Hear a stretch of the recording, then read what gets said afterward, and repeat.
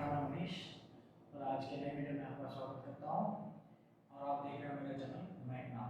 तो चलिए शुरू करते हैं आज का टॉपिक। आज का टॉपिक है असेसमेंट को ही हम आगे कंटिन्यू कर रहे हैं कि भाई फेसलेस असेसमेंट क्या है और पोर्ट असेसमेंट ग्रुप क्या है, यानी कि एफएजी क्या है और पीएजी क्या है। पीएजी का मतलब है पोर्ट असेसमेंट ग्रुप, एफएजी का मतलब है फेसलेस असेसमेंट ग्रुप। तो फेसलेस असेसमेंट ग्रुप को कौन मीन्स होता है में एनएसीज होते हैं, नेशनल असेसमेंट कमिश्नरेट्स। तो उसमें नोडल ऑफिसर्स का क्या रेस्पॉन्सिबिलिटीज होता है जो फेसलेस असेसमेंट को अच्छी तरह से उसको डिटरमाइन कर सके और अच्छी तरह यूनिफॉर्मिटी के साथ उसको कंटिन्यू कर सके फेसलेस असेसमेंट को।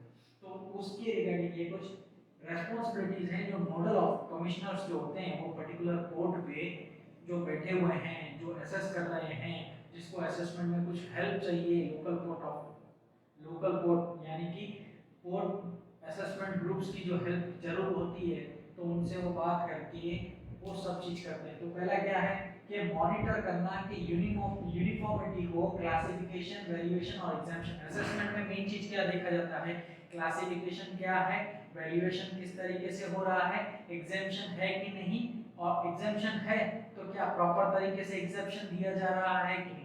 तो ये तीन चार चीजें देखनी होती है और इंपोर्ट पॉलिसी के तहत वो गुड्स आ रहा है कि जा रहा है।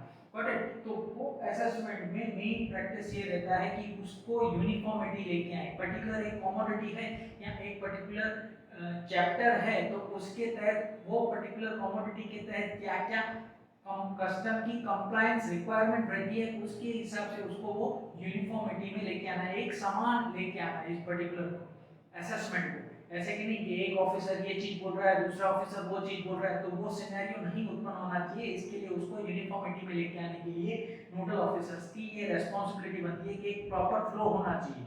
बट तो बेस्ट प्रैक्टिस फॉलो करनी है, इंटरनेशनल स्टैंडर्ड्स या इंटरनेशनल जो प्रैक्टिसेस होती है उसको स्टडी करके उसी हिसाब से एक प्रॉपर असेसमेंट प्रैक्टिस करना रहेगा। फिर उनको क्या है, study the audit objections and corrective actions with regard to assessment. Means कहने का मतलब ये है कि फेसलेस असेसमेंट में क्या होता है कि वो पर्टिकुलर जो असेसमेंट करते हैं उनको कोई ऐसी कुछ चीज लगती है कि भाई असेसमेंट में मेरे को कुछ गाइडेंस की जरूरत है, तो वो लोकल पोर्ट ऑफिसर्स को भी पूछ सकते हैं भाई इस पर्टिकुलर कमोडिटी में आपके पास ऐसा सिनेरियो आता है तो आप किस तरीके से उसको डील करते हो और उसमें क्या क्या प्रिकॉशनरी मेजर्स लेने चाहिए और किस तरीके से एग्जामिनेशन रिपोर्ट उसको बना के देना चाहिए शेड ऑफिसर को, ताकि वो उन पैरामीटर्स के ऊपर अच्छे से उसको फिजिकली चेक करके उसका रिपोर्ट बना के सबमिट कर सके, ताकि फेसलेस असेसमेंट ग्रुप जो है वो उसे प्रॉपर्ली असेस कर सके।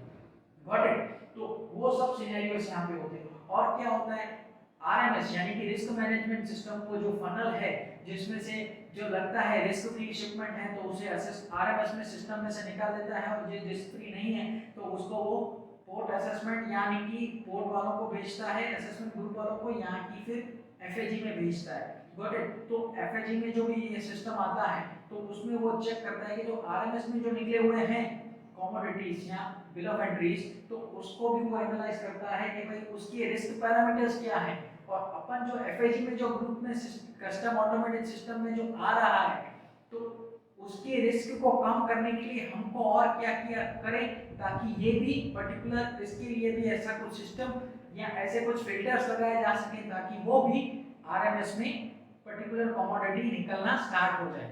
Got it. तो वो एक चीज है।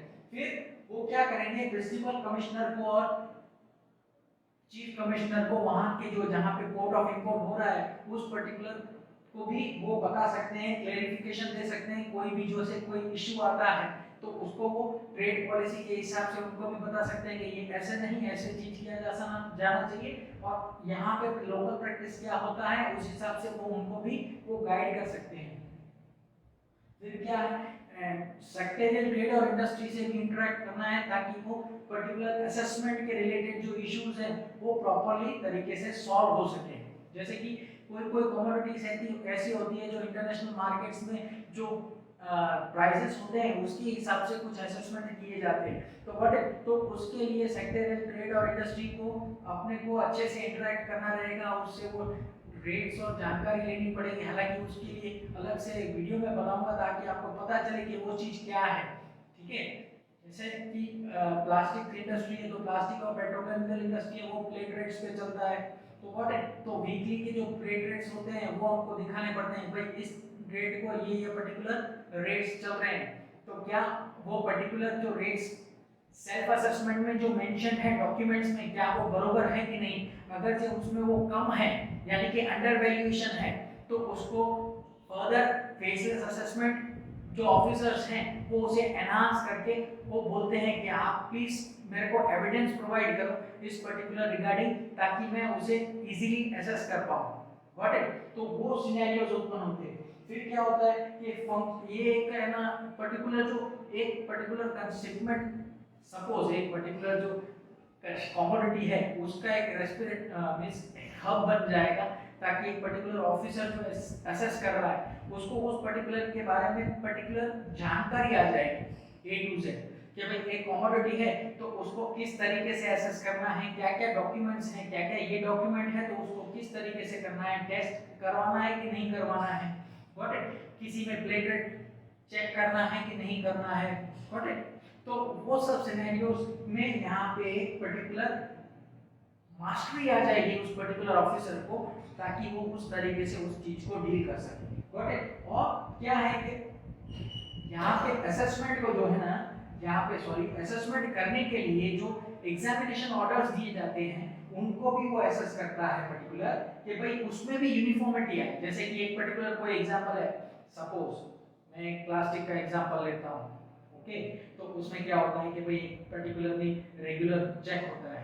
अगर जो आरएमएस में बिल ऑफ एंट्री निकला है तो उसमें क्या होता है, इंस्ट्रक्शंस इतने नहीं होते एग्जामिनेशन के, खाली जाके फिजिकली चेक करो और उसको आउट ऑफ चार्ज दो। हाँ, कोई अगर जे उसमें है एफएजी में गया है, उसको लगता है नहीं मेरे को चेक किया हुआ चाहिए, मेरे को उसमें टेस्टिंग की जरूरत है, तो वो उस पर्टिकुलर शेड एग्जामिनर को लिखेगा आप एग्जामिनेशन करो और उस पर्टिकुलर को एक सैंपल टेस्ट के लिए भेजो, उसका रिपोर्ट आए, फिर मेरे को उसके रिपोर्ट के बारे में बताओ और फिर मेरे को रिपोर्ट करो। गॉट इट, तो फिर उस हिसाब से वो रिपोर्ट फिर क्या किया जाता है, इस संचित में अपलोड किया जाता है और सामने यहाँ पे उस असेसिंग जो भी शेड ऑफिसर है एग्जामिन जो कर रहा है उससे रिपोर्ट फाइल की जाती है। कहाँ पे, जो लोकल कोर्ट पे जो बैठा है वो एफएजी ऑफिसर को बताएगा कि भाई मैंने एग्जामिनेशन कर लिया है और सो एंड सो मेरे को रिपोर्ट्स मिला है और उस हिसाब से मैंने चेक भी किया है और टेस्ट भी करवाया है और टेस्ट भी अपलोडेड है उस पर्टिकुलर कमोडिटी का आपकी particular pertaining bill of entry के रिगार्डिंग। तो वो उस चीज को एसेस करके वो एक रिपोर्ट बना के फेसलेस असेसमेंट ग्रुप वाले ऑफिसर को वहां पे भेजता है और फिर वो उस हिसाब से वो उसको असेस करते हैं। गॉट इट, तो इस तरीके से वो प्रोसेस होता है। गॉट इट, तो ये क्या थी, नोडल कमिश्नर्स की एक रेस्पॉन्सिबिलिटीज थी अंडर नेशनल असेसमेंट कमिश्नरेट्स के अंतर्गत जो आती हैं उसमें। ठीक है, आगे मैं आपको बताऊंगा कि फ्लो किस तरीके से होता है इस पर्टिकुलर असेसमेंट को लेकर के, ताकि क्या आइस गेट से जैसे फाइल आता है तो किस तरीके से कहाँ जाएगा, क्यों नहीं जाएगा, कैसे होगा, क्या नहीं होगा, और नेक्स्ट वीडियो में मैं आपको बताऊंगा। अगर ये वीडियो अच्छा लगा हो तो लाइक शेयर सब्सक्राइब करना मत भूलिए। Until then keep watching my channel. Thank you.